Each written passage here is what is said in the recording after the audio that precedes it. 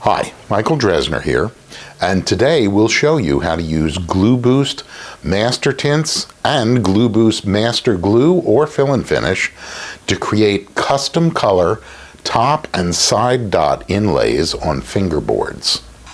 Start by protecting the area with GluBoost Adhesive and Finish Perimeter Marker. Drill the top or side dot holes through the protective marker and fill the hole with GluBoost Fill and Finish Pro formula mixed with whatever color GluBoost MasterTints you choose. Cure with GluDry, then sand flush.